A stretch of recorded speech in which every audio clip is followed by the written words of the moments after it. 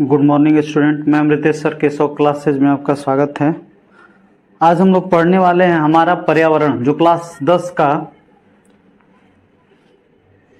Last chapter you कह सकते हैं, जिसमें हम लोग बात करने वाले हैं कि हमारे इर्द गिर्द जो वायुमंडल है, पर्यावरण है, पारिस्थितिकी तंत्र क्या होती है।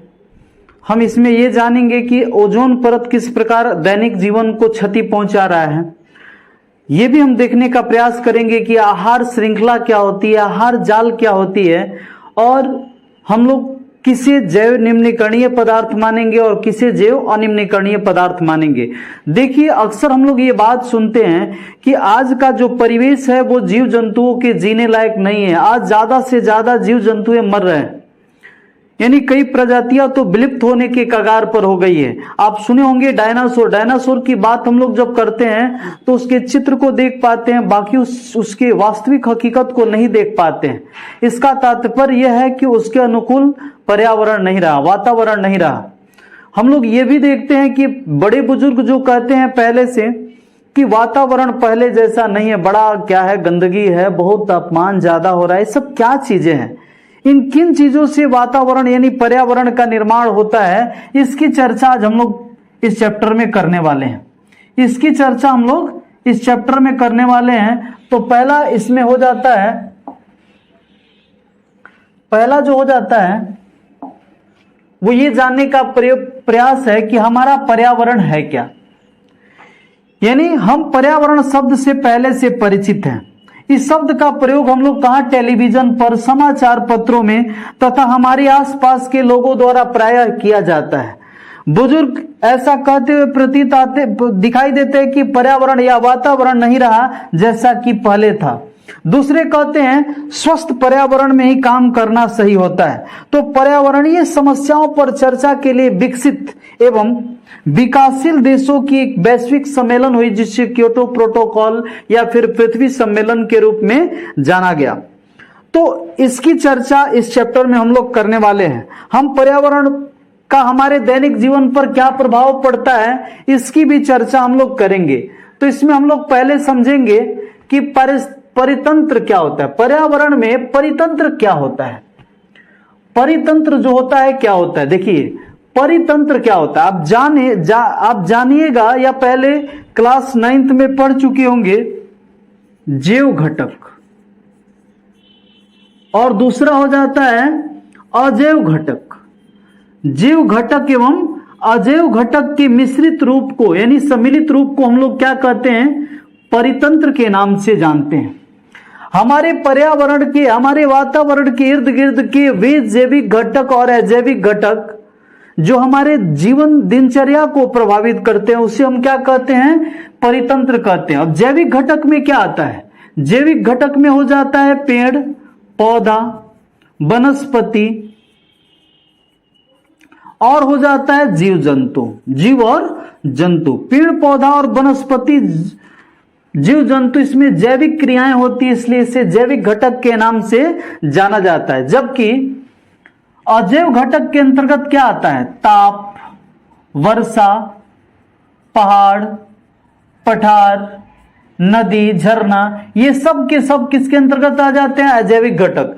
यानी जैविक घटक और अजैविक घटक के सम्मिलित रूप को हम क्या कहते हैं, परितंत्र के नाम से जानते हैं। क्या जानते हैं, परितंत्र के नाम से जानते हैं। अब आगे हैं, जैसे उदाहरण के तौर पर हम देखें तो उदाहरण के लिए हमारे आसपास में जो बगीचाएं होती है, क्या होती है, बगीचा होती है। इन बगीचाओं में क्या होते हैं, पेड़ पौधे होते हैं, घास होते हैं, वृक्ष होते हैं, गुलाब, चमेली, सूरजमुखी जैसे फूल वाले सजावटी पौधे होते हैं। इसके अतिरिक्त मेढक, कीट, पक्षियां भी दिखाई देती हैं, और सभी सजीव परस्पर अनन्य क्रिया करते हैं, एक दूसरे पर निर्भर करते हैं। तो ये सब मिल करके क्या बनाता है, एक परितंत्र का निर्माण करता है। और यह परितंत्र एक प्राकृतिक परितंत्र होता है, क्योंकि इसका निर्माण प्रकृति के द्वारा होता है। जबकि एक मान लीजिए घर में आप लोग देखते होंगे, कहीं कहीं हॉस्पिटल में जाते हैं, बड़े बड़े ऑफिस में जाते हैं, अच्छे घरों में जाइएगा तो वहां पे क्या होता है, एक जार रहता है, उस जार, जो जार होता है वो कांच का होता है और उस कांच में पानी रहता है और पानी में कुछ पौधे दिखाई देते हैं और मछलियां दिखाई देती हैं। इसको हम लोग एक्वेरियम या जीवशाला के नाम से, जलीय जीवशाला के नाम से जानते हैं। तो चूंकि इसे मानव द्वारा निर्मित किया जाता है इसलिए कृत्रिम परितंत्र हो गया या मानव निर्मित परितंत्र हो गया। जबकि बगीचा का निर्माण मानव नहीं करता है। जैसे प्राकृतिक पेड़ पौधा, वनस्पति, फल फूल, ये सब किसकी चीजें हैं? प्रकृति प्रदत्त हैं, इसलिए इसे हम लोग परितंत्र कहेंगे। कैसा? प्राकृतिक परितंत्र के अंतर्गत रखते हैं। तो हम लोग समझ गए हैं कि परिस्थितिकी परितंत्र में क्या होता है, कौन कृत्रिम है और कौन प्राकृतिक परितंत्र है। इसकी चर्चा हम लोग समझ लिए, कर लिए। अब देखिए कुछ क्रियाकलाप है जो ये दिखा रहा है। संभवतः आपने एक जल जीवशाला, एक्वेरियम देखी होगी, जो जल जीवशाला देखी होगी, उसमें आप क्या देखेंगे, आप इसे बनाने का प्रयास कीजिए घर में।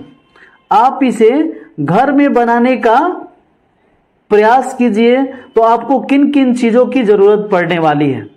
संभवतः आपने एक जल जीवशाला का निर्माण करने चलेंगे तो सबसे पहले आपको किन चीजों की जरूरत पड़ेगी? एक जार की जरूरत पड़ेगी। किसकी जरूरत पड़ेगी? एक जार की जरूरत पड़ेगी। जार में क्या जरूरत पड़ेगा? जल की जरूरत पड़ेगा। और जल के बाद इसमें क्या होगा? जल के बाद कुछ पेड़ पौधे लगा दिए जाएंगे, छोटे छोटे पेड़ पौधे, हरे शैवाल आदि लगा दिए जाएंगे। और इसमें किसकी जरूरत पड़ेगी? फिर मछलियों की जरूरत पड़ेगी। लेकिन इसमें किन किन चीजों की सावधानी रखनी पड़ती है? तो देखिए, पहला चीज है कि हम जब जीवशाला का निर्माण करते हैं, जब जल जीवशाला का निर्माण करते हैं तो उसमें ये चीज बखूबी ध्यान रखते हैं कि ऐसे जीवों को उसमें नहीं डालें जो एक दूसरे जीव को खा जाए। अर्थात अगर हम मछली को डाल दें, सांप को डाल दें, तो सांप मछली को खा जाएगा और ये जलीय जीव धीरे धीरे नष्ट हो जाएंगे, फिर उसे भोजन नहीं मिलेगा। तो हम कृत्रिम रूप से उसे भोजन उपलब्ध कराने का काम करते रहेंगे, ठीक है। इसके अतिरिक्त क्या करना आवश्यक होगा? इसे समय समय पर इसकी सफाई भी करनी जरूरी पड़ जाती है, क्योंकि अगर सफाई नहीं करते हैं तो एक मछली मर गई और मरने के बाद ये सड़ने लगती है, तो इसमें क्या होते हैं? कवक, प्रोटोजोआ, ये सब बैक्टीरिया लगकर उसे क्या करते हैं? सड़ा के मिट्टी में तब्दील करते हैं, सरल नाइट्रोजनी पदार्थ में तब्दील कर देते हैं, जिस कारण से इसे अपमार्जक कहा जाता है। यानी अपमार्जन का काम करने वाले जीव को अपमार्जक कहा जाता है। अपमार्जन मीन जैसे देखिए रोड पर जो मलमूत्र होता है या फिर कोई जीव जंतु मर जाता है तो सड़ कर और मिट्टी में तब्दील हो जाता है, यानी जटिल हाइड्रोकार्बन से किसमें बदल जाता है? सरल कार्बनिक यौगिकों में बदल जाता है। तो इसी को हम लोग क्या कहते हैं? अपमार्जन की क्रिया कहते हैं, और ऐसे जीव को अपमार्जक के नाम से जाना जाता है। तो कह रहा है क्या कि जलीय जीवशाला बनाते समय हमें मछलियों को तैरने के लिए पर्याप्त स्थान यानी बड़ा जार लेना है, उसमें जल, ऑक्सीजन और भोजन की उपलब्धता करानी होगी। हम एक वायु पंप द्वारा ऑक्सीजन पंप करते रहेंगे, उसमें मछली के लिए भोजन बाजार से उपलब्ध करेंगे, और यदि हम इससे कुछ पौधे लगा दे तो यह स्वनिर्वाहक तंत्र बन जाएगा, अर्थात इसमें अपने आप भोजन उपलब्ध होना शुरू हो जाएगा। क्या हम जल जीवशाला बनाने के उपरांत ऐसे ही छोड़ सकते हैं? नहीं, इसे समय समय पर साफ करना पड़ता है, और यदि साफ नहीं करेंगे तो क्या होगा? बर्बाद हो जाएगा। तो सोचिए, आप एक छोटा सा जलीय जीवशाला को साफ करते हैं तब वो ज्यादा दिन सुरक्षित रहता है, और हम लोग अपने आसपास के नदी, तालाब, झरना आदि की सफाई नहीं करते हैं, बल्कि उसमें और कचरा ले जाकर डाल देते हैं। समस्या ये होती है कि उससे जलीय जीव मर जाते हैं और पारिस्थितिकी तंत्र उनके अनुरूप नहीं रह पाती है। तो आइए अब हम लोग क्या कहते हैं, सोचते हैं कि उपभोक्ता क्या होता है और उत्पादक क्या होता है। देखिए, हम ये देख चुके हैं कि किसी भी परितंत्र में दो घटक होते हैं। एक घटक जो होते हैं वे अपना भोजन स्वयं बना लेते हैं, और दूसरा जो घटक है वो भोजन के लिए किसी और पर निर्भर करते हैं। तो जो जीव अपना भोजन स्वयं बनाते हैं उन्हें उत्पादक कहा जाता है। उन्हें क्या कहा जाता है? उत्पादक कहा जाता है। वे जीव जो अपना भोजन स्वयं संश्लेषित करते हैं, अपना जीवन निर्वाह स्वयं करते हैं, भोजन के लिए किसी और पर निर्भर नहीं करते हैं, उन्हें उत्पादक कहा जाता है। इसके अंतर्गत कौन कौन आता है? पेड़ आ जाता है, पौधा आ जाता है, वनस्पति आ जाता है, और वनस्पति के बाद फिर पेड़ पौधा वनस्पति इसके अंतर्गत आ जाते हैं, हरा शैवाल भी इसके अंतर्गत आता है। उसके बाद दूसरा हो जाता है उपभोक्ता। देखिए, यानी सभी जीव प्रत्यक्ष या परोक्ष रूप से अपने निर्वाह हेतु उत्पादकों पर निर्भर करते हैं। ये जीव जो उत्पादक द्वारा उत्पादित भोजन होता है, प्रत्यक्ष या परोक्ष रूप से उसका उपयोग करते हैं, इसी को हम क्या कहते हैं? उपभोक्ता कहते हैं। जैसे हम हैं, आप हैं, ये सब क्या है? हम लोग भोजन के लिए चावल, आटा आदि का इस्तेमाल करते हैं, फल फूल कंदमूल आदि का इस्तेमाल करते हैं। और ये सब कहां से मिलते हैं? ये सब हमें पेड़ पौधे और वनस्पति से प्राप्त होते हैं। इसका मतलब ये हुआ कि हम लोग उत्पादक पर निर्भर हैं, इसलिए हम क्या हैं? उपभोक्ता हैं। अब उपभोक्ता को भी कई चरणों में बांट दिया जाता है, उपभोक्ता को कई चरणों में बांट दिया जाता है। प्राथमिक उपभोक्ता, द्वितीयक उपभोक्ता, तृतीयक उपभोक्ता। हम लोग बारी बारी से इसकी चर्चा करते चलेंगे। यानी उपभोक्ता के अंतर्गत हम आ चुके हैं, ये तो समझ में आ गया। अब आगे हैं अपमार्जक। क्या बताया अभी कि जीवाणु और कवक सूक्ष्म जीव जो होते हैं, मृत जीवों के अवशेषों को अपमार्जन करते हैं और उसे मिट्टी में बदल देते हैं, सरल कार्बनिक अकार्बनिक पदार्थों में बदल देते हैं। तो इसी को हम लोग क्या कहते हैं? अपमार्जक कहते हैं। यानी अपमार्जक कौन हुआ? जीवाणु, कवक और सूक्ष्मजीवी को अपमार्जक कहा जाता है। ये अपना भोजन कहां से ग्रहण करते हैं? मृत पेड़ पौधे जीव जंतु से ग्रहण करते हैं। तो अपमार्जक कहां से ग्रहण करते हैं? मृत पेड़ पौधे जीव जंतु से यह भोजन ग्रहण करते हैं। अब इसके आगे हो गया बाबू, आगे हो जाता है क्रियाकलाप नंबर 2। दे रहा है क्या? दे रहा है कि जल जीवशाला बनाते समय, जल जीवशाला बनाते समय आपको किन किन बातों पर ध्यान, यानी इस बात पर ध्यान रखे कि जलीय जीव के साथ कोई दूसरा ऐसा जीव न रखे जो उस जीव को खा जाए। समूह बनाइए और चर्चा कीजिए उपरोक्त समूह में जीव एक दूसरे पर किस प्रकार निर्भर करते हैं। अब हम लोग बात करेंगे कि उत्पादक के बाद उपभोक्ता का जो स्तर है वो कैसे कैसे होता है। तो देखिए, अगर यहाँ पे हरा शैवाल है, अगर क्या है? हरा शैवाल है, तो हरा शैवाल को कौन खा जाती है? मछली या कीट खा जाती है।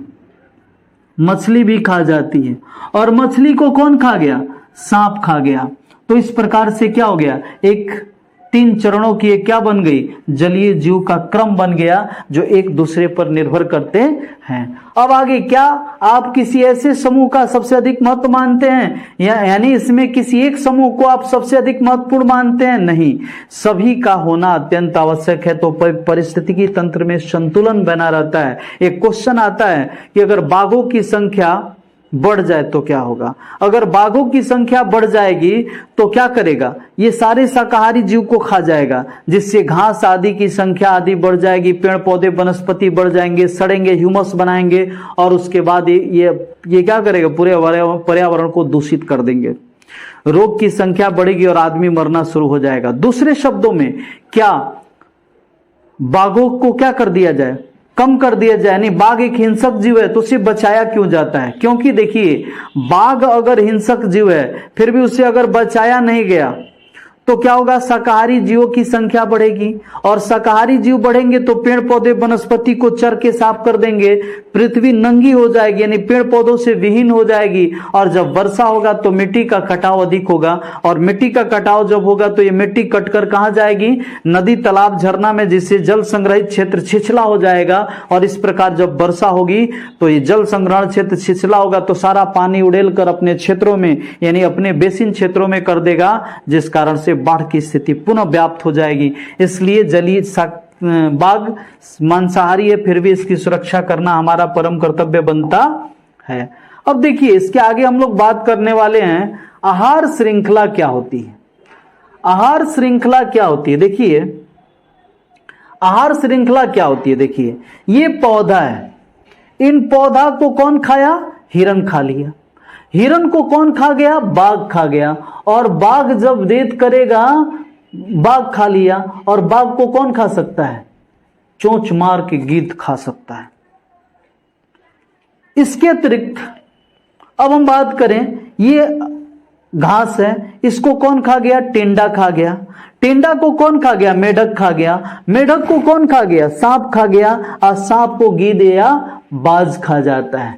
इसी प्रकार हम बात करें, ये फूल फल इनको कौन खा गया? बिच्छू खा गया। बिच्छू को कौन खा गया? मछली खा गई। मछली को कौन खा गया? बगुला खा गया, और बगुला को मार सकता है, खा सकता है। यानी कहने का मतलब ये हुआ कि ये एक आहार श्रृंखला है। ये क्या है? एक आहार श्रृंखला। इसमें उत्पादक, उपभोक्ता, प्राथमिक उपभोक्ता, द्वितीयक उपभोक्ता और सर्वभक्षी आ जाते हैं। तो ऐसे ऐसे इसको आहार श्रृंखला, यानी परितंत्र में उत्पादक और उपभोक्ताओं के बीच जो संबंध होता है, इसी संबंध को आहार श्रृंखला के नाम से जाना जाता है, क्योंकि एक श्रृंखला का निर्माण करता है। घास को एक शाकाहारी खाया, शाकाहारी को मांसाहारी खाया, मांसाहारी को सर्वभक्षी खा गया। दूसरे शब्दों में अगर हम ये कहें कि आहार श्रृंखला क्या है, तो एक पोषी स्तर से दूसरे पोषी स्तर में जो संबंध होता है उसी को आहार श्रृंखला कहा जाता है। अब आहार श्रृंखला, जब कई आहार श्रृंखला मिलकर एक साथ जुड़ जाते हैं तो इसी को आहार जाल कहा जाता है। जाल पूरा दूर में फैला रहता है ना, तो जाल कहा जाता है। यानी आहार श्रृंखला के प्रत्येक चरण कड़ी में होते हैं। किसमें होते हैं? जिन्हें पोषी स्तर के नाम से जानते हैं। इसमें पहला स्तर जो होता है उसको हम क्या कहते हैं? जो पहला स्तर होता है, ये जो दिखाई दे रहा है, ये पहला स्तर जो है वो क्या है? ये पहला स्तर पोषी स्तर कौन है? स्वपोषी है, क्योंकि यह भोजन अपना स्वयं ग्रहण करता है, यह किसी दूसरे पर निर्भर नहीं करता है। दूसरा जो होता है वो प्राथमिक उपभोक्ता हो जाता है, और तीसरा जो होता है द्वितीयक उपभोक्ता हो जाता है, फिर तृतीयक उपभोक्ता, सबको खा जाने वाला। अब उसके बाद आगे हो जाता है पोषी स्तर के बाद हम लोग पोषी स्तर के चरण देखते हैं। देखिए, इसमें ऊर्जा का प्रवाह किधर से किधर होता है। पोषी स्तर में उत्पादक जो होता है वो सूर्य के प्रकाश की उपस्थिति में प्रकाश संश्लेषण की क्रिया द्वारा भोजन ग्रहण करता है, इसलिए इसको उत्पादक कहा जाता है। यह स्वपोषी होता है। दूसरा हो जाता है आपका प्राथमिक उपभोक्ता, यानी जो उत्पादक पर भोजन के लिए निर्भर करता है उसको प्राथमिक उपभोक्ता कहते हैं, और प्राथमिक उपभोक्ता को जो भक्षण करता है उसको द्वितीयक उपभोक्ता कहते हैं, और इसको जो भक्षण करता है उसको तृतीयक उपभोक्ता के नाम से जानते हैं। जैसे यहां पे मान लीजिए घास हो गया, घास को खा गया कौन? घास को खा गया खरगोश या टिंडा, टिंडा को खा गया मेढक, मेढक को खा गया सांप, और सांप को खा गया कौन? बाज। तो इस प्रकार से क्या होता है? पोषी स्तर का निर्माण नीचे से ऊपर होता है, और इससे क्या बन रहा है? उत्पादक की संख्या ज्यादा, उससे प्राथमिक उपभोक्ता कम, उससे द्वितीयक उपभोक्ता कम, और तृतीयक उपभोक्ता एकदम कम हो जाता है। इस प्रकार एक पिरामिड का निर्माण होता है, जिसे आहार पिरामिड के नाम से जाना जाता है। अब आपसे कोई कहे कि आहार पिरामिड क्या है? आहार पिरामिड क्या है? तो आहार श्रृंखला में जो पोषी स्तर होता है वो क्या होता है? एक त्रिभुज का निर्माण करता है, एक पिरामिड की तरह निर्माण करता है, जिससे हम लोग आहार पिरामिड के नाम से जानते हैं। इसी को हम लोग क्या कहते हैं? आहार पिरामिड के नाम से जाना जाता है। इसमें क्या होता है? प्रत्येक स्तर पर उपलब्ध कार्बनिक पदार्थ की मात्रा औसतन 10% उपभोक्ता के अगले स्तर तक पहुंचता है, यानी प्राथमिक उपभोक्ता से द्वितीयक, द्वितीयक से तृतीयक, इस प्रकार 10-10% जो ऊर्जा का प्रवाह होता है, ऊर्जा का रेखीय प्रवाह इसे कहा जाता है। अब इसके बाद हो जाता है बाबू, इसके बाद ये आप देख रहे हैं कि आहार जाल, आहार श्रृंखलाओं की कई शाखाएं मिलकर यहाँ पे क्या बना रही है? आहार जाल का निर्माण कर रही है। क्या कर रही है? आहार श्रृंखला का निर्माण कर रही है। आप देख रहे हैं कि इसमें क्या है? थोड़ा सा छोटा करते हैं ताकि दिखाई दे सब कुछ। यहां पे क्या है? आप देख रहे हैं कि इस घास को ये जीव टिंडा यानी छोटा सा जीव है, इसको ये खा जा रहा है, इसको ये खा जा रहा है, इसको ये खा रहा है, और इसको फिर ये खा जा रहा है। इसी तरह से इसको ये खा जा रहा है। तो कई तरह से इस प्रकार के चक्रण से चक्र बना हुआ है, कई चक्र एक साथ जुड़े हुए हैं, इसी को हम लोग आहार जाल के नाम से जानते हैं। यानी आहार श्रृंखला कई साथ एक साथ कनेक्ट हो जाते हैं, जुड़ जाते हैं, तो इसी को आहार जाल के नाम से जानते हैं। जाल इधर उधर से बुना रहता है, देख रहे हैं इधर से जा रहा है, इधर भी चल जा रहा है, इधर भी चल जा रहा है, इधर भी चल जा रहा है, इधर भी चल जा रहा है, तो कई प्रकार से एक साथ जुड़े होते हैं, तो इसी को हम आहार जाल के नाम से जानते हैं। यानी आहार श्रृंखला के सम्मिलित रूप को आहार जाल के नाम से जाना जाता है। अब हम लोग बात करने वाले हैं ऊर्जा का प्रवाह कैसे कैसे होता है। देखिए, सूर्य का प्रकाश जब उत्पादक यानी घास आदि पर पड़ता है, पेड़ पौधा वनस्पति पर पड़ता है, तो इससे क्या होता है, शाकाहारी जीवों को भोजन मिलता है। अब ये ऊर्जा जो ये 10% ऊर्जा इसमें था, मतलब 100% था, इसमें 10% इधर आ गया, इसका ऊर्जा का 10% इसमें आएगा, इसका इसमें आएगा। इस प्रकार एक चक्रीय प्रवाह होता है जिसे परितंत्र का ऊर्जा प्रवाह के नाम से जानते हैं। परितंत्र का ऊर्जा प्रवाह के नाम से इसे जाना जाता है। आगे होता है क्रियाकलाप जो है वो क्या है, 15.3 है। इसमें क्या दे रहा है कि समाचार पत्रों में तैयार खाद्य सामग्री अथवा भोज्य पदार्थों में पीड़क या रसायनों की मात्रा के विषय में प्रायः समाचार छपते रहते हैं। कुछ राज्यों ने इस पदार्थों पर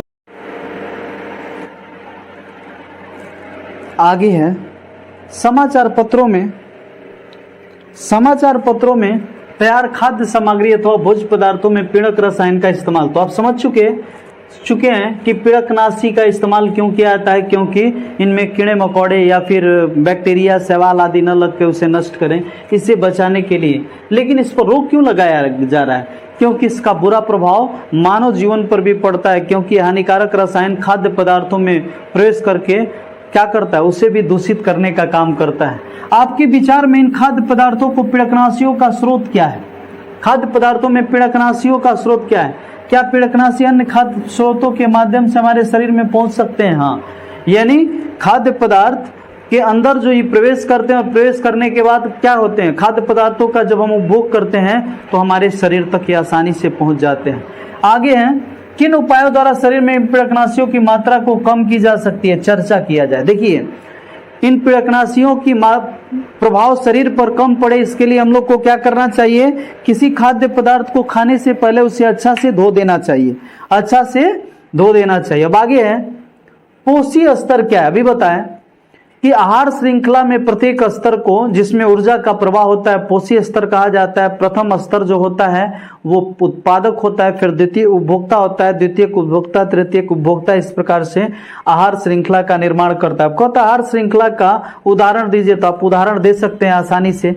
इसके बाद है कि परितंत्र में अपमार्जकों की क्या भूमिका होती है। देखिए, जो भी पेड़ पौधा वनस्पति जीव जंतु देत कर जाते हैं, मर जाते हैं, तो ये महकना शुरू कर देते हैं, तो उन्हें जो क्या है, अपमार्जक हैं, यानी जो सूक्ष्म जीवी हैं, वे उन्हें सड़ा गला कर जटिल कार्बनिक यौगिकों से सरल अकार्बनिक यौगिकों में बदल देते हैं, और इस प्रकार क्या होता है, मिट्टी में तब्दील हो जाते हैं।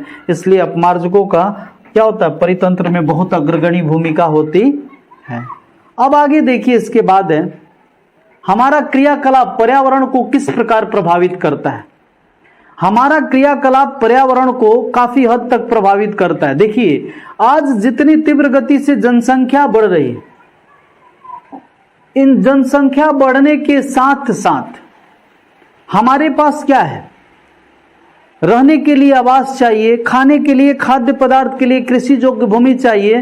तो हम क्या करें, वृक्षों की दिन प्रतिदिन कटाई करते जा रहे हैं, और वृक्षों की कटाई होने के कारण पर्यावरण प्रदूषित हो रहा है। इसके अतिरिक्त हम जिन पदार्थों का इस्तेमाल करते हैं वो जैविक घटक भी हो सकते हैं, जैविक घटक भी हो सकते हैं, इन्हें खुले में हम फेंक देते हैं, छोड़ देते हैं, इससे भी पर्यावरण प्रभावित होता है, पर्यावरण दूषित होता है। तो इस कारण से हम यूं कह सकते हैं हमारे क्रियाकलाप पर्यावरण को काफी हद तक प्रभावित करता है। हम चाहे तो पर्यावरण को शुद्ध, स्वच्छ और साफ बना सकते हैं। आज देख रहे हैं लोग जमीन पर जमीन खरीद रहे हैं और 5-5 मकान पर मकान बनाए जा रहे हैं, जनसंख्या बढ़ती जा रही है, इतनी ज्यादा मकाने बन रही है। ऐसा हुआ तो हम सोचते हैं कि फिर लोग खाना खाने कहाँ जाएंगे, क्योंकि ज्यादातर खेत तो धीरे धीरे क्या बनती जा रही है, घरों में तब्दील होती जा रही है। कल कारखाने जो लग रहे हैं वो भी क्या कृषि योग्य भूमि में लगने के कारण कृषि योग्य भूमि भी कमी होती जा रही है, तो इस पर विचार करना चाहिए। अब अगला तथ्य हो जाता है ओजोन परत तथा यह किस प्रकार का अपक्षयित होती है। देखिए O2 मतलब ऑक्सीजन, और O2 में जब वो जुड़ जाता है तो क्या बन जाता है O3 यानी ओजोन गैस बन जाता है, ओजोन गैस बन जाता है। देखिए O2 जो है वो काफी क्या है, काफी अच्छा गैस माना जाता है, यानी शरीर के लिए आवश्यक गैस माना जाता है, क्योंकि इसके अभाव में मानव एक पल भी सांसें नहीं ले सकता है। ऑक्सीजन की अनापूर्ति होने के कारण देखिए कितने लोग कोरोना काल में दम तोड़ दिए, तो ऑक्सीजन बहुत जरूरी है। लेकिन ऑक्सीजन जब एक और आके जुड़ जाएगा तो अति सर्वत्र वर्जित O3 ओजोन का निर्माण करेगा, जो काफी जहरीला और विषैला होता है। लेकिन देखिए हर चीज के दो पहलू होते हैं, एक सिक्के के दो पहलू होते हैं, किसी जगह हार और जीत दो पहलुएं होती हैं। तो अगर आप ये जान चुके हैं कि ओजोन हानिकारक विषैला है, तो ओजोन एक प्रकार से हमारे लिए लाभप्रद भी है, क्योंकि वायुमंडल में जब ऊपर जाते हैं वहां पर एक क्या होता है, ओजोन का बहुत बड़ा परत है जो पर्यावरण से यानी वायुमंडल में आने वाली सूर्य से किरणें जो आती है उससे जो पराबैंगनी किरण होता है उसको अवशोषित कर देता है, जो क्षयकारी होता है, और मानव जीवन संपन्न हो पाता है, जनजीव संपन्न हो पाता है।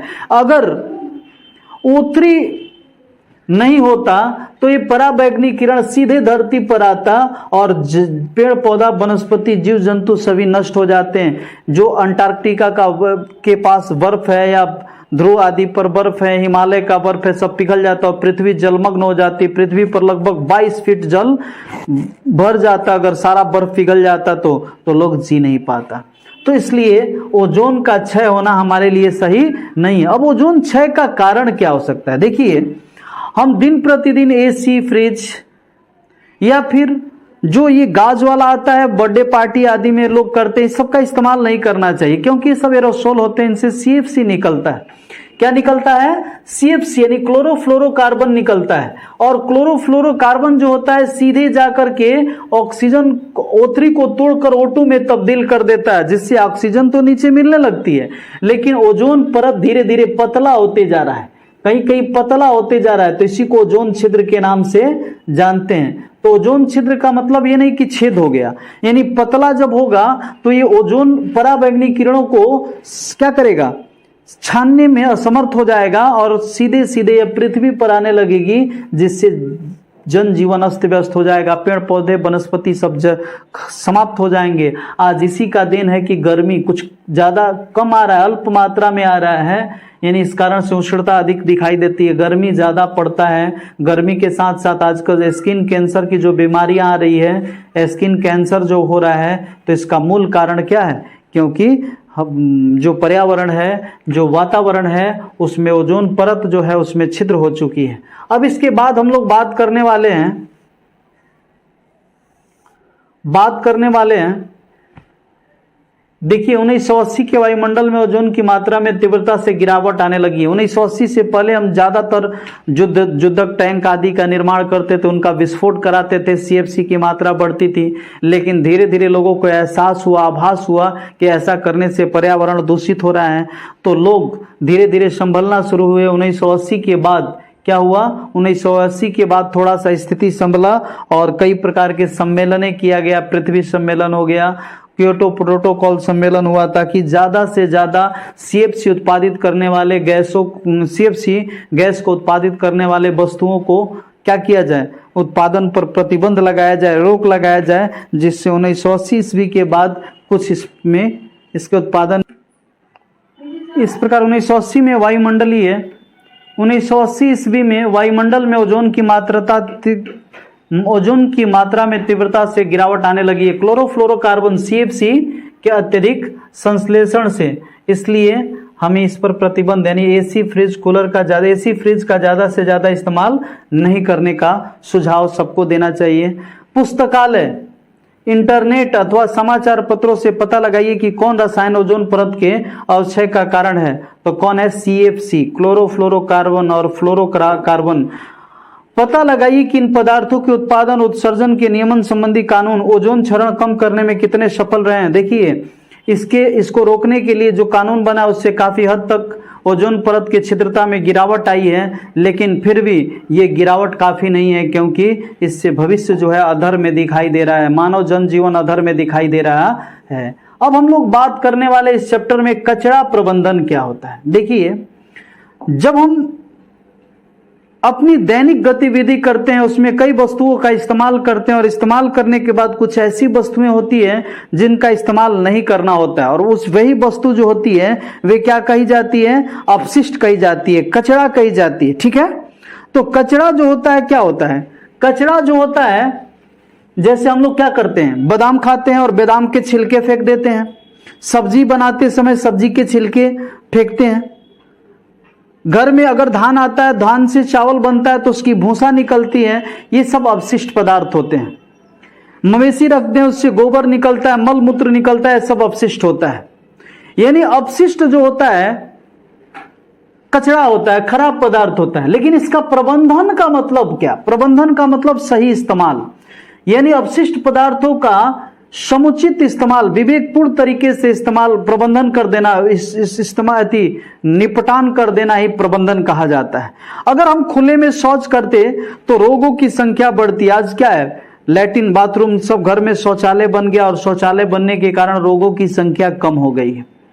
शहरों में रोग कम पाए जाते हैं, देहातों में अधिक, क्योंकि देहात में गंदगी अधिक मात्रा में होती है, शहरों में कम मात्रा में होती है। अब इसी प्रकार देखिए कचरा प्रबंधन क्या हुआ, हम अपने घरों के कचड़ों को दो भागों में बांट देते हैं, एक जैव निम्नीकरणीय और दूसरा अजैव निम्नीकरणीय। जैव निम्नीकरणीय क्या होता है, जिसे मान लीजिए सब्जी का छिलका है, फल के छिलका है, इसको सड़ा गला के मिट्टी में बदल देते हैं, तो ये जैव निम्नीकरणीय हुआ। यानी ऐसा कचरा जिसे क्या होता है, सड़ा गला करके मिट्टी में तब्दील किया जा सकता है, उसको जैव निम्नीकरणीय कहा जाता है। जैसे फल सब्जी के छिलके, पेड़ पौधा वनस्पति के अपशिष्ट पदार्थ। जबकि ऐसा अपशिष्ट जो सड़ गल कर मिट्टी में तब्दील नहीं होता है तो उसको हम लोग जैव अनिम्नीकरणीय पदार्थ या जैव निम्नीकरणीय पदार्थ कहते हैं। जैसे प्लास्टिक हो गया, इसलिए प्लास्टिक के थैला पर प्रतिबंध लगाया जा रहा है, क्योंकि ये बाढ़ का सबसे बड़ा कारण होता जा रहा है। अब आगे बढ़ते हैं कि क्रियाकलाप, अपने घर से कचरा एकत्र करें कीजिए। इसमें पूरे दिन उत्पन्न कूड़ा कचरा, जैसे कि रसोई का कूड़ा, संदूषित भोजन, सब्जियों के छिलके, चाय की उपयोग की गई पत्तियां, दूध की खाली थैली तथा खाली डिब्बे, रद्दी कागज, दवा का खोली, बोतल, स्ट्रिप्स, बबल पैक, पुराने फटे कपड़े तथा टूटे फूटे जूते, इसे विद्यालय के बगीचे में गड्ढे में दबा दीजिए। यदि ऐसा स्थान उपलब्ध न हो तो इस कचड़े को किसी पुरानी बाल्टी अथवा गमले में एकत्र करके 15 cm मिट्टी की परत से ढक दीजिए। इसे नम रखिए तथा 15 दिनों के अंतराल पर इसका अवलोकन यानी इसे देखते रहिए। वह कौन सा पदार्थ है जो लंबे समय के बाद भी अपरिवर्तित रहेगा, यानी सड़े गलेगा नहीं, तो कौन, सब्जी, ये सब गल जाएगा। रद्दी कागज आदि भी धीरे धीरे गलने लगेगा, लेकिन कौन, प्लास्टिक आदि, बोतल्स होगा, स्ट्रिप्स होगा, ये सब क्या होगा, ये गलेगा, सड़ेगा जल्दी नहीं। वे कौन से पदार्थ है जिनके स्वरूप और संरचना में परिवर्तन आता है, जिन पदार्थों के स्वरूप में समय के साथ परिवर्तन आता है उनमें कौन से पदार्थ अतिशीघ्र परिवर्तित हो रहे हैं, तो फल सब्जी आदि के छिलके जो होंगे जल्दी परिवर्तित हो जाएंगे, इसको जैव निम्नीकरणीय कहेंगे, और जो परिवर्तित नहीं होगा उसे अजैव निम्नीकरणीय के नाम से जानते हैं। अब इसके बाद हम लोग बात करेंगे जैव प्रक्रम। देखिए जैव प्रक्रम क्या होता है। मानव अपने जीवन के अनुरक्षण के लिए जिन क्रियाओं का संपादन करता है उसे जैव प्रक्रम के नाम से जाना जाता है। जैसे श्वसन की क्रिया, पाचन की क्रिया, पोषण की क्रिया, परिवहन की क्रिया, उत्सर्जन की क्रिया, ये सब के सब जैव प्रक्रम के अंतर्गत आते हैं। तो वे पदार्थ जैव प्रक्रम द्वारा घटित हो जाते हैं, जैव निम्नीकरणीय पदार्थ के नाम से जानते हैं। और जैव निम्नीकरणीय पदार्थ में क्या क्या आते हैं, पेड़ पौधा, वनस्पति, जीव जंतु इसके अंतर्गत आते हैं। यानी पुस्तकालय अथवा इंटरनेट द्वारा जैव निम्नीकरणीय और अजैव निम्नीकरणीय पदार्थों के विषय में अधिक जानकारी प्राप्त कीजिए। आप समझ चुके हैं जैव निम्नीकरणीय क्या है और अजैव निम्नीकरणीय क्या है। अब इसके बाद हम लोग बात करने वाले हैं प्रश्न पर। कुछ प्रश्न दिया है, कह रहा है क्या कारण है कि कुछ पदार्थ जैव निम्नीकरणीय होते हैं। तो ऐसे पदार्थ जो क्या होता है, जैव प्रक्रम की क्रिया द्वारा, यानी जो मिट्टी में तब्दील होते हैं, जो सड़ गल के मिट्टी में तब्दील हो जाते हैं, उसको जैव निम्नीकरणीय पदार्थ कहते हैं। और जो मिट्टी में तब्दील नहीं होते हैं उसे अजैव निम्नीकरणीय पदार्थ के नाम से जाना जाता है। ऐसे दो तरीके सुझाइए जिनमें जैव निम्नीकरणीय पदार्थ पर्यावरण को प्रभावित करते हैं। देखिए, जैव निम्नीकरणीय पदार्थ जैसे मल मूत्र हैं, ये सब खुले में शौच कर दीजिएगा। गंदगी को अगर जल में फेंक दीजिएगा तो खुले में करिएगा तो वायु को प्रदूषित करता है, और जल में फेंक दीजिएगा तो जल को प्रभावित करता है, जल को प्रदूषित करता है। ऐसे दो तरीके बताइए जो अजैव निम्नीकरणीय पदार्थ पर्यावरण को प्रदूषित करता है। देखिए, प्लास्टिक का थैला अगर कोई जीव खा लेता है तो पचता नहीं है और वो आंत में जाके फंस जाता है और मर जाता है। अगर इसे हम लोग छोड़ देते हैं तो ये जल बहाव, वर्षा के दौरान जल बहाव से जाकर नदी नालियों में फंस जाता है, और क्या होता है, पानी का निकासी नदियों में नहीं होता है, जिससे शहरों में बाढ़ की समस्या आए दिन काफी दिखाई देता है। यानी बाढ़ की स्थिति का उत्पन्न होने का मूल कारण भी क्या है, यही अजैव निम्नीकरणीय पदार्थ है। अब इस प्रक्रम से अब घटित नहीं होते जैव निम्नीकरणीय, ये सब तो हम लोग समझ चुके हैं। आगे है क्रियाकलाप नंबर 15.7। ये क्या कह रहा है, पता लगाइए कि घरों में उत्पादित कचरे का क्या होता है। क्या किसी स्थान से इसे एकत्र करने का कोई प्रबंध है? तो शहरों में इसका प्रबंधन होता है। देहात में ज़्यादातर लोग घूर पर ले जाकर फेंक देते हैं। जो जैसे गोबर आदि है, इसको क्या करते हैं लोग, एक जगह करके सड़ा कर उसे मिट्टी खेतों में फेंक देते हैं। और जो होता है प्लास्टिक आदि कचरा होता है उसे लोग कचरा प्रबंधन के माध्यम से फेंकते हैं या फिर बेच देते हैं। लोहा लकड़ी जो होता है उसे बेच देते हैं लोग। पता लगाइए कि स्थानीय निकाय जैसे पंचायत, नगर पालिका, आवास कल्याण समिति द्वारा इसका निपटान किस प्रकार किया जाता है। देखिए, नगर पालिका, नगर निगम जो होता है, इनको उठा करके और ले जा करके बाहर कचरा का गाड़ियों में उठाकर इसे ले जा करके शहर के किनारे डंप करती है। उसको छांट करके दो पार्ट में करती है। जैव निम्नीकृत को अलग खाद बनाया जाता है और जैव निम्नीकरण से सड़ा गला करके उसे फिर गला करके उससे दूसरे पदार्थ बनाई जाती है। गणना कीजिए कि एक दिन में घर में कितना कचरा, लगभग एक घर में एक दिन में कचरा लगभग एक डब्बा निकल ही जाता है। इनमें कितना कचरा जैव निम्नीकरण, ज्यादा मात्रा में घरों में कचरा जैव निम्नीकरणीय निकलता है। कभी कभार जो होता है अजैव निम्नीकरणीय पदार्थ आता है। गणना कीजिए कक्षा में प्रतिदिन कितना कचरा उत्पादित होता है। तो कक्षा में जो कचरा होता है, कागज होता है, या फिर लोग फल फूल खाते हैं तो उससे फेंक देते हैं, या फिर टॉफी आदि लेकर लाता है बच्चा, या बिस्किट लाता है तो उसे फेंकता है, तो उसके खोल फेंकता है। तो खोल आदि है सब जैव अनिम्नीकरणीय पदार्थ हो जाते हैं और बाकी जैव निम्नीकरणीय पदार्थ होता है। इस कचरे के निपटान के कुछ उपाय बताइए। तो इसमें जैव निम्नीकरणीय पदार्थ उसे खान कर एक जगह उसे रख के उसे 15 से मिट्टी से ढक देनी चाहिए, और अजैव निम्नीकरणीय को किसी डब्बा में रख देनी चाहिए, और उसे फिर क्या गला करके उससे नई पदार्थ का निर्माण करना चाहिए। आगे है, पता लगाइए कि आपके क्षेत्र में मल व्ययन की क्या व्यवस्था है। मल व्ययन की, मल मतलब मल मूत्र के लिए क्या व्यवस्था है। तो आज सरकार चारों तरफ शौचालय की व्यवस्था कर दी है। क्या वहां इस बात का प्रबंध है कि स्थानीय जलाशय और जल के अन्य स्रोत को अनुपचारित वाहित मल से प्रवाहित न करें। ऐसा सब लोग जानते हैं कि जल के में अप्रवाहित गंदगी न फैलाएं, लेकिन फिर भी गाँव में क्या होती है, गाय भैंस लोग उसी में धोने के लिए ले जाते हैं, स्नान उसी में करते हैं, वो भी साबुन लगाकर स्नान करते हैं, जिससे क्या होता है, वो दूषित होता है। आगे कर अपने क्षेत्र में पता लगाइए कि स्थानीय उद्योग अपशिष्ट, कूड़े कचड़े या तरल अपशिष्ट का निपटान का प्रबंधन कहाँ करते हैं। तो देखिए, पहले नदी के किनारे क्या किया जाता था, उद्योग स्थापित की जाती थी ताकि जल आसानी से उपलब्ध हो जाए और गंदगियां आसानी से चला जाए। लेकिन सरकार धीरे धीरे इस पर प्रतिबंध लगा रही है, क्योंकि इससे जल दिन प्रतिदिन प्रदूषित होता जा रहा है, दिन प्रतिदिन प्रदूषित होता जा रहा है। अब देखिए, जीवन शैली में सुधार के साथ उत्पादित कचरों की मात्रा भी बहुत अधिक बढ़ गई है। हमारी अभिवृत्ति में परिवर्तन भी एक महत्वपूर्ण भूमिका का निर्वाह करता है। हम प्रयोज्य निवर्तनीय वस्तुओं का प्रयोग करने लगे, यानी पैकेजिंग के तरीकों में बदलाव, अजैव निम्नीकरणीय वस्तु के कचरे में पर्याप्त वृद्धि। आपके विचार में इनका सबका पर्यावरण पर क्या प्रभाव पड़ सकता है। तो प्रभाव यही है कि ज़्यादा से ज़्यादा इस्तेमाल होने के कारण क्या हो रहा है, आज बाढ़ की समस्या ज़्यादा आ रही है। रेलगाड़ियों में प्रयोज्य निवर्तनीय कप, यदि आप अपने माता पिता से पूछेंगे, संभवतः उन्हें याद होगा कि रेलगाड़ियों में चाय कांच के गिलास में मिलता था, फिर धीरे धीरे क्या होने लगा, डिस्पोजेबल कप में आने लगा। डिस्पोजेबल कप के बाद धीरे धीरे क्या होने लगा, ये कागज के, हार्ड कागज के थैले बनाकर उसमें चाय आ रहा है, जो कि बढ़िया है, क्योंकि इसको फिर इसको गला करके पुनः क्या किया जाता है, उससे मिट्टी में तब्दील कर दिया जाता है। तो इस प्रकार से इस चैप्टर का काम लगभग खत्म हो गया है। अब हम लोग बात करने वाले कुछ प्रश्न पर। तो इसमें पहला प्रश्न क्या दे रहा है, दे रहा ओजोन क्या है। ओजोन क्या है, यानी ऑक्सीजन गैस जब ऑक्सीजन से पुनः संयोग करता है, यानी ऑक्सीजन के 3 परमाणु मिलकर ओजोन का निर्माण करते हैं, यह किसी परितंत्र को किस प्रकार प्रभावित करता है। तो ओजोन गैस जो है काफी विषैला होता है, लेकिन ओजोन गैस की जब परत हो जाती है तो क्या करता है, पराबैंगनी किरणों को आने से रोकती है, जिससे पृथ्वी पर जीवन यापन संभव हो पाता है। आप कचरा निपटान की समस्या कम करने में क्या योगदान कर सकते हैं। देखिए, कचरा निपटान को करने के लिए यहाँ पे क्या किया जा रहा है, सरकार के द्वारा स्वच्छता अभियान चलाया जा रहा है। हम लोग को क्या करना चाहिए, घरों में 2 प्रकार के डब्बा रखना चाहिए, एक हरा एक ब्लू डब्बा चल रहा है, एक क्या कर रहा है, एक जैव निम्नीकरणीय के लिए और एक अजैव निम्नीकरणीय के लिए, और हमें उचित प्रबंधन करके उसका निपटान करना चाहिए। जैव निम्नीकरणीय पदार्थों से कंपोस्ट खाद आदि का निर्माण कर देना चाहिए, जबकि उसका पुनर्उपयोग करने का प्रयास करना चाहिए।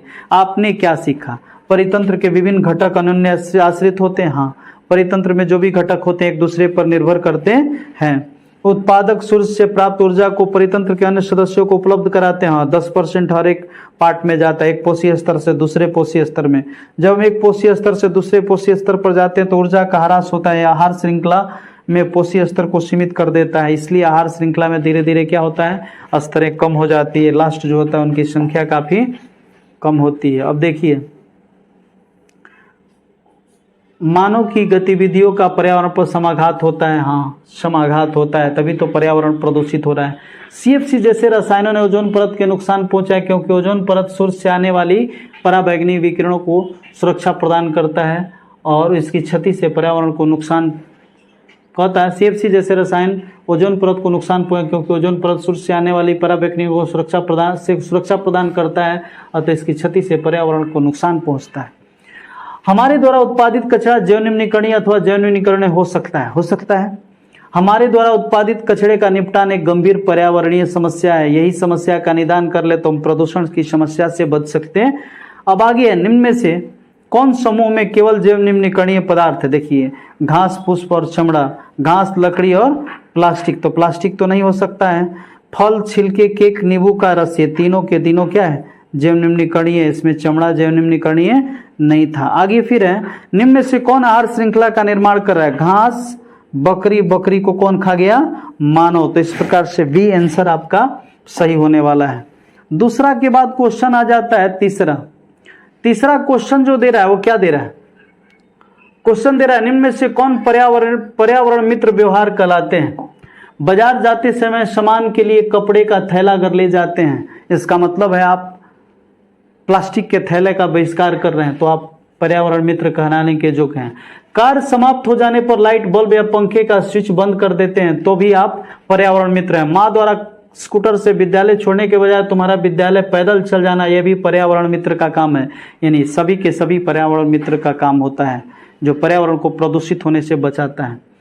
क्या होगा यदि हम एक पोषी स्तर के सभी जीवों को समाप्त कर दें, मार डालें। बताया भी कि अगर बाघों की संख्या बढ़ जाएगी तो बकरी की संख्या यानी शाकाहारी की संख्या कम हो जाएगी, और क्या होगा, ह्यूमस बनाएगा और पर्यावरण प्रदूषित हो जाएगा, क्योंकि सफाई नहीं हो पाएगा पर्यावरण में, पेड़ पौधे वनस्पति ऐसे ही सड़ने गलने लगेंगे।